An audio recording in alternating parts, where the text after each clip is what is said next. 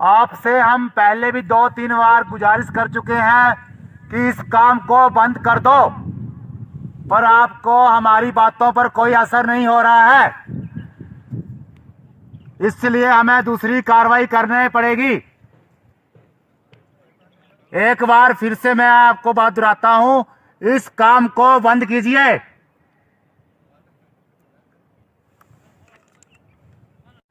Protocol के हिसाब से आप इस जगह पर कुछ भी नहीं बना सकते, इसलिए आप इस काम को बंद कर दीजिए।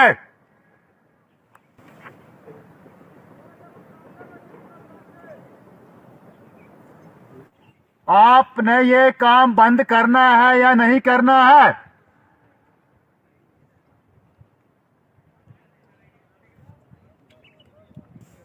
बंद कर दो।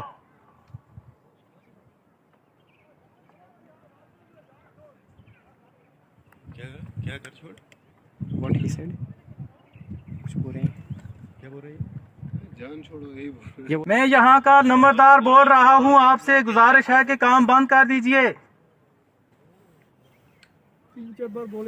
हम सारे गांव वाले आपको ये गुजारिश करते हैं कि काम बंद कर दीजिए, मेहरबानी करके। तो पीछे हम काम कर रहे हैं, ये एलसी से दूर है और प्रोटोकॉल के हिसाब से आप जो काम कर रहे हैं वो वंचित है।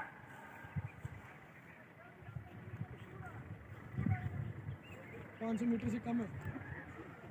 आप जो काम कर रहे हो वो 500 मीटर से कम है और जो हमारा काम हो रहा है वो 500 मीटर से काफी दूर है।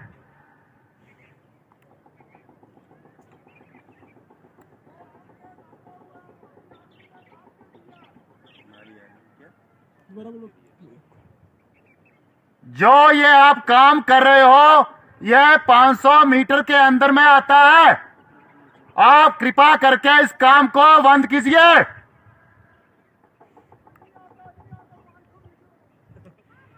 और जल्दी से जल्दी इस कार्य को बंद कीजिए,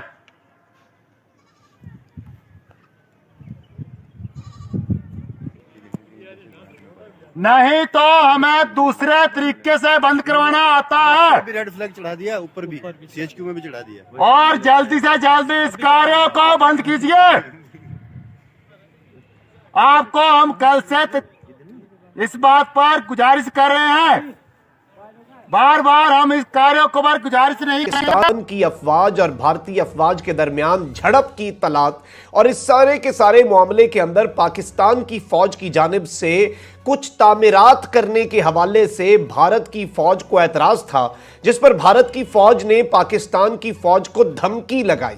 पाकिस्तान की फौज को लाउड स्पीकर्स के जरिए तड़ियां लगाई गईं और इस सारे के सारे मामले में ये कंस्ट्रक्शंस क्या हैं जो पाकिस्तान कर रहा है, इनसे भारत इस कदर खौफजदा क्यों है, और इस सारे के सारे मामले में उस वक्त पाकिस्तान की अफवाज की जानिब से क्या रद्द अमल दिया गया, भारतीय मीडिया क्या रिपोर्ट कर रहा है और कितना सच रिपोर्ट किया जा रहा है, इस वक्त इंटेलिजेंस और मिलिट्री जराए क्या कह रहे हैं, मैं ये सारी की सारी एक्सक्लूसिव डिटेल्स आपके सामने रख देता हूं।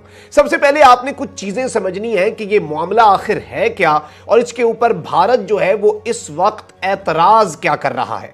अब नाज़रीन इकराम, ये जो लाइन ऑफ कंट्रोल है जिसके हवाले से हमेशा हम जिक्र सुनते हैं, ये दरअसल पाकिस्तान और इंडिया के दरमियान इंटरनेशनल बॉर्डर भी नहीं है, लेकिन ये डी फैक्टो यानी कि यही बॉर्डर है तो इसी का एहतराम किया जाएगा। और ये नाज़रीन इकराम, मैं आपको बताऊं कि सिमला एग्रीमेंट जो हुआ था उसके तहत जो एक 1949 की सीज फायर लाइन थी, यानी कि 1949 के अंदर एक लाइन खींची गई थी आजादी के 2 साल बाद कि इस लाइन के उधर और इधर सीज फायर है, यानी जंग नहीं होगी। इसी लाइन को एलओसी बना दिया गया क्योंकि ना तो पाकिस्तान जो है वो मानता है कि ये इंटरनेशनल बॉर्डर है और हम मकबूजावादी को भारत का हिस्सा नहीं मानते, इसलिए एलओसी का लाइन ऑफ कंट्रोल का नाम दिया गया।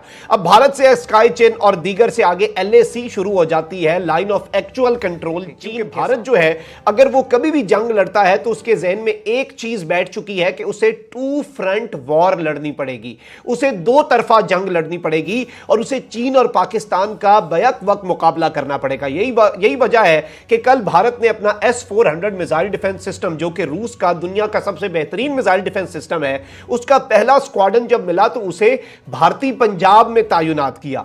वहां पर तैनाती की वजह यह थी कि वहां पर कुछ इस तरह से इन्होंने उसे तैनात किया है कि इनिशियली वो चाइना और पाकिस्तान से थ्रेट्स जो हैं, चाइना और पाकिस्तान से फाइटर जेट्स, रॉकेट्स, मिसाइल्स और इस तरह की तमाम तर चीजें जो हैं उनसे भारत को बैक वक्त सेफ रखेगा।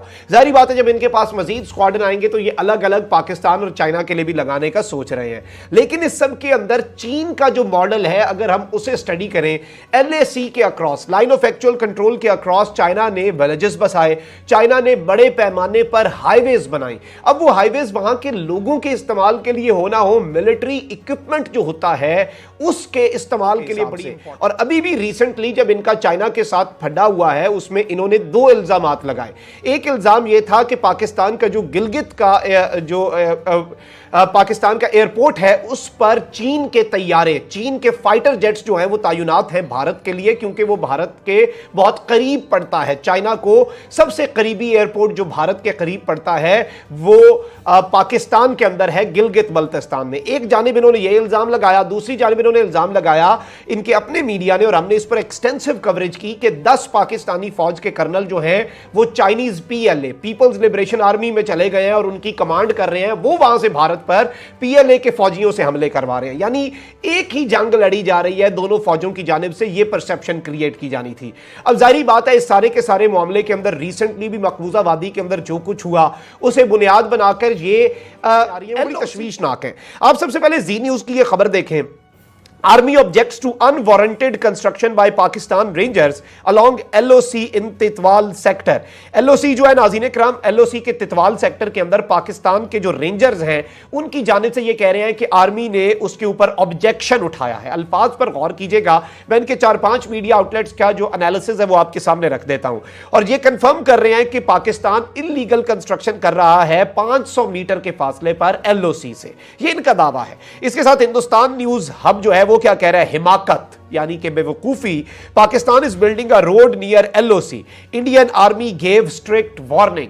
पहले था कि इंडियन आर्मी ने ऑब्जेक्ट किया, फिर ये कह रहे हैं कि इंडियन आर्मी जो है उसने एक बड़ी स्ट्रिक्ट वार्निंग जारी की है। रिपब्लिक वर्ल्ड जिस टीवी चैनल पर अर्नब गोस्वामी बैठता है और पूरे भारत का सर खाता है, उसकी रिपोर्ट देखें कि India objects to Pakistan attempt to build bunkers along LOC, sends warning.